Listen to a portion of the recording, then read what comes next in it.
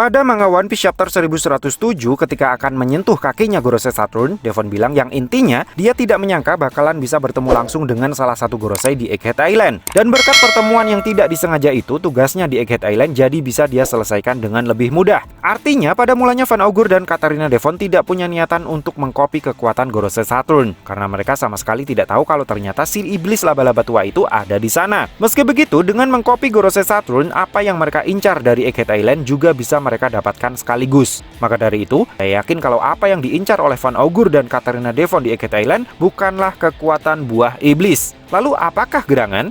Jika kalian ingat, pada manga One Piece chapter 1059, itu adalah pertama kalinya Seraphim diperkenalkan, bukan? Nah, salah satu orang yang pertama kali mendapatkan kesempatan istimewa untuk melakukan test drive dan uji kekuatan sebuah Seraphim tidak lain dan tidak bukan adalah Marshall the Teach, alias Kurohige. Dalam insiden yang terjadi di Amazon Lily itu, Teach yang sempat berhadapan langsung dengan S-Hawk merasakan sendiri betapa kuatnya manusia buatan ciptaannya Vegapunk itu. Dan memang pada kesempatan tersebut Teach hanya sempat berhadapan langsung dengan S-Hawk. Namun saya menduga di momen setelahnya, entah bagaimana ceritanya, dia juga tahu tentang S-Snake serta kekuatan Mero Mero Nominya. Dan itulah alasan yang sebenarnya kenapa insiden di Amazon Lily bisa berakhir dengan win-win solution. Maksud saya, saat Teach akan mengambil paksa kekuatan buah iblisnya buah Hancock, si Ratu Bajak Laut itu kan sempat bilang kalau meskipun kekuatan buah iblisnya itu bisa Teach ambil secara paksa, tetapi karena kekuatan buah iblisnya itu bersinergi dengan kecantikan dan keseksiannya, dia tidak yakin user Mero Mero Nomi selanjutnya akan bisa mengubah orang menjadi batu sama seperti yang bisa dia lakukan. Dan lagi orang-orang yang sudah terlanjur Hancock ubah menjadi batu juga tidak akan bisa dikembalikan ke kondisi normal oleh selain Hancock, bahkan oleh user Mero Mero Nomi setelahnya sekalipun. Mendengar hal itu, otak cerdas Teach pasti langsung mikir dong, bakalan lebih banyak ruginya daripada untungnya jika dia menghabisi buah Hancock dan mengambil paksa buah iblisnya saat itu. Sehingga ketika Rayleigh datang dan menyuruhnya berhenti, lalu Koby tiba-tiba menawarkan diri untuk menjadi sandera, Kurohige dengan senang hati menerimanya.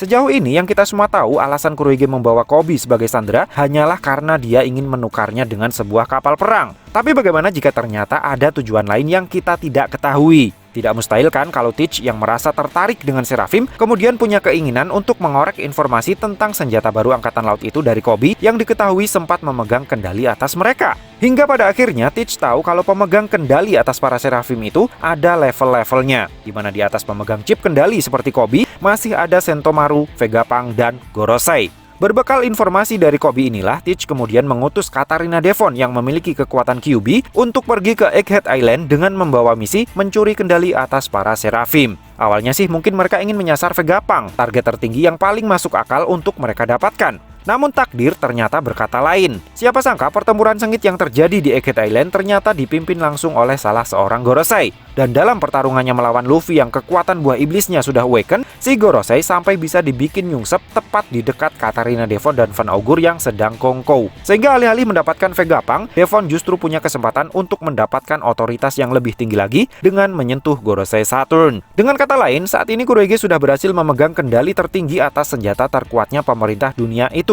Kekuatan baru milik pemerintah dunia yang didapuk sebagai pengganti sistem Shichibukai, yang merupakan penyeimbang dari neraca kekuatan Angkatan Laut dengan para Yonko di dunia baru. Dan cita-cita Kurohige untuk merebut Mero Mero Nomi dari buah Hancock yang sempat gagal tadi, jadi bisa sekalian terobati dengan kehadiran S-Snake di bawah kendalinya. Pertanyaannya sekarang, niat busuk macam apa yang sebenarnya Teach rencanakan dengan menggunakan kekuatan buah iblis Mero Mero Nomi? Saya pikir hal ini patut untuk diselidiki lebih mendalam lagi, karena saya yakin Teach pasti punya rencana lanjutan ketika dia memutuskan untuk menyerbu Amazon Lily demi mendapatkan kekuatan buah iblisnya buah Hancock itu. Rasanya tidak mungkin kan kalau Teach ingin menghabisi buah Hancock hanya karena dia khawatir suatu saat nanti dirinya akan diubah menjadi batu oleh Hancock jika nanti kelompoknya bentrok dengan kelompok topi jerami. Jadi saya yakin seyakin-yakinnya kalau Teach pasti punya rencana busuk dengan mengeksploitasi kekuatan Mero Mero Nomi. Nah, dalam insiden di Amazon Lily ini kan, mereka yang berubah menjadi batu tidak hanya merupakan korbannya buah Hancock saja, tetapi ada sebagian yang merupakan korbannya S-Snake. Menariknya, sampai detik ini belum sempat dijelaskan apakah korban-korbannya S-Snake itu dikembalikan lagi ke kondisi normalnya oleh S-Snake sendiri atau oleh buah Hancock. Jika ternyata korbannya S-Snake bisa dinetralkan oleh buah Hancock, maka omongannya Hancock di depan Teach bisa jadi hanyalah gertak sambal belaka.